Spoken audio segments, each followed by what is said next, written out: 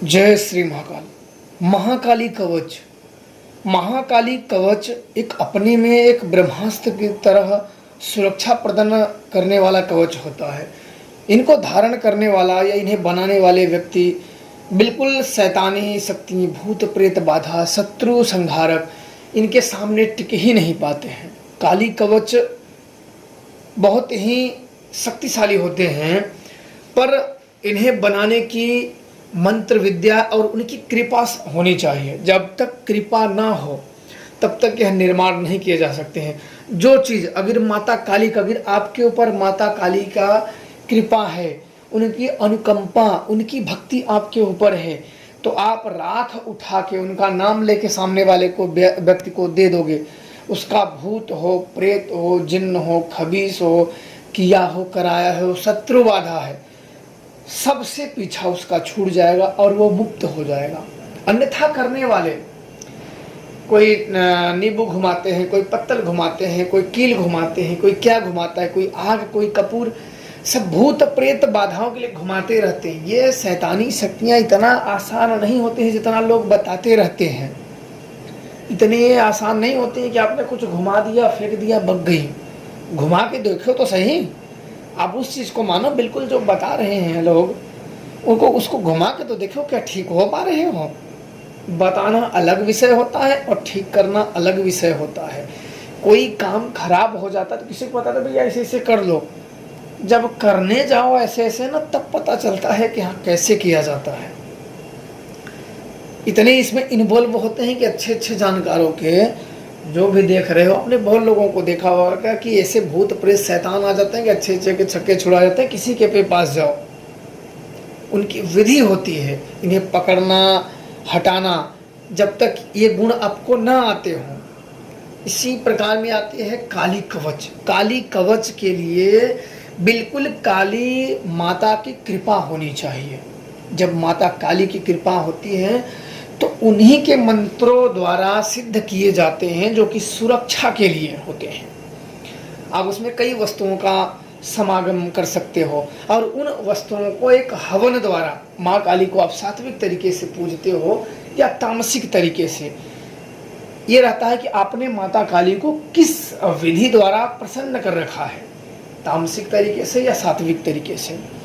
और बिल्कुल उनका आशीर्वाद होना चाहिए, ऐसे नहीं। जब आप उस विधि से उनकी पूजा करेंगे, उनकी आराधना करेंगे, हवन करेंगे, और हवन के साथ में ये सब चीज़ों रख के कवच का निर्माण किया जाता है।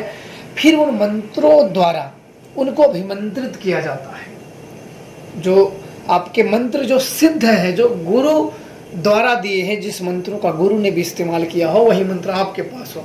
फिर उस मंत्रों द्वारा उसमें प्राण ऊर्जा की जाती है। माता काली से प्रार्थना किया जाता है कि हे माता काली, वो अलग अलग सामग्री होती है, यहाँ बताना वो ठीक नहीं है क्योंकि ये गुप्त क्रियाओं में है और गुप्त हैं ये सब सामग्रियाँ। उनमें रख के और उनमें वास किया जाता है और उनसे प्रार्थना की जाती है। उनका जो हवन है, जो सामग्री है, जो पूजा है, जो भोग है, उनको दे के और उन चीज़ों में उनका आशीर्वाद किया जाता है कि हे माता, इनमें आशीर्वाद दें कि जो पहनने वाला बुरी ताकतों से, शैतानी हरकतों से, काम में, व्यापार में, किसी चीज़ में उसको समस्या ना आए। चाहे शत्रु बाधा हो, बुरा चाहने वाला हो, कोई भी शत्रु घात हो, किसी भी प्रकार की बाधा हो, व्यवधान हो, उसके मार्ग में ना आए और माता काली आपका आशीर्वाद बना रहे।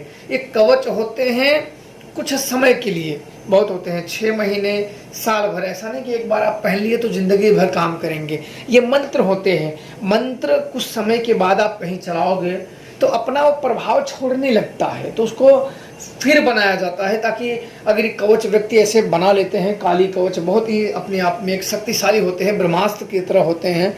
बिल्कुल कवच पहन के शमशान में व्यक्ति जाके लौट जाए, जितनी उसकी नियति रखी जाती है, जितने महीने का उसको रखा जाता है, बनाया जाता है, उतने समय तक उसका कुछ भी बाल बाका नहीं हो सकता है। अगर पहले से भी है तो वो हट जाते हैं। इनमें बनाने वाले के ऊपर बिल्कुल क्रिया, बिल्कुल उनकी कृपा होनी चाहिए। और ये बिल्कुल शमशान में जहाँ आपने सिद्धि कर रखी है वहाँ बनाया जाता है एक अनुष्ठान द्वारा, ताकि कई शक्तियाँ उसमें इन्वॉल्व रहती हैं, उसमें हाजिर होती हैं। कई लोगों, अन्य लोगों को भी पूजा दिया जाता है ताकि जो पहने श्रद्धा विश्वास से उसके ऊपर उनकी कृपा बनी रहे और इन नेगेटिव भूत प्रेत शैतानी हरकत पिशाच बाधा इनसे सुरक्षित रहें। शत्रु घेर करता है तो भूत प्रेत ही मारण यही प्रकार के प्रयोग कराता है, और जो कि आप उनसे सुरक्षित रहो। हम लोग भी जब पहले साधनाएं करते थे तो कवच बिल्कुल पहनते थे, ताकि कभी भी आप साधना में लीन हो जाओ, अपने ध्यान में रहो, तो अगल बगल की जो शक्तियां हैं या अन्य चीज उसमें व्यवधान ना डालें और साधना पूजा निर्विघ्न पूर्ण हो सके। जब हम साधना करते हैं या कोई साधक करता है तो उसमें निर्विघ्न पूर्ति के लिए वो इसी प्रकार की सुरक्षा मंत्रों का कवचों का इस्तेमाल करता है। कवच जैसे बाहर से लगाए जाते हैं वो भी कवच ही हो गया, उसको घेरे के रूप में लगाए जाते हैं, और कुछ कवच गले में पहने जाते हैं ताकि उनकी सुरक्षा बनी रहे और कोई भी शक्ति हमारा अहित ना कर सके। ये होती है महाकाली के सुरक्षा कवच।